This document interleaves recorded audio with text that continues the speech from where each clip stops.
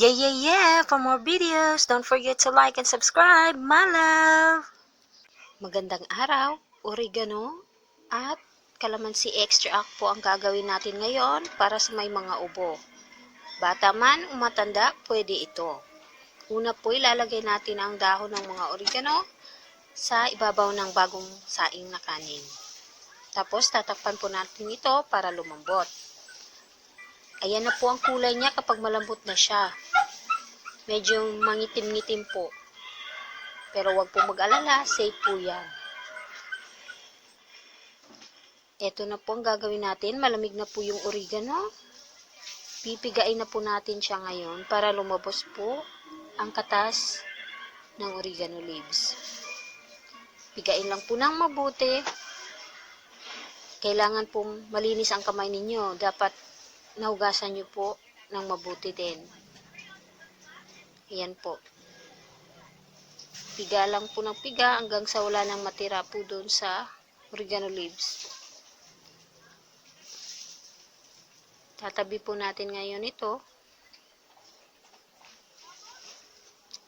Sasalain po natin yung oregano extract at isasali natin sa baso. Ganyan lang po kadali yan.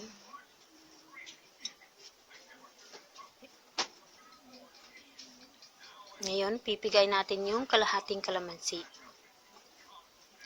Huwag niyo pong dadamihan kasi acid po ito. Sapat na po ang kalahati lang pagkat konti lang naman po yung oregano extract natin. Ayan po. At dahil po anak ko po ang iinom nito, lalagyan ko po ito ng konting asukal. Para po hindi niya mahindian kasi medyo manamis-tamis. Ayan po, asukal po yan. Asukal na puti. Lalagay lang po natin. Saka i-dissolve natin. Tutunawin lang po. Halo lang po ng mabuti. Pwede nyo pong dagdagan ng konting tubig just to make sure na matutunaw yung mga sugar. Ayan na po. Nalagyan ko na po ng konting tubig ito. At ipapainom ko na po sa anak ko. Halo lang po. Sana po ay nagustuhan ninyo paghahanda ko sa oregano calamansi extract. Salamat po. Hanggang sa muli. Thank you for watching, my love.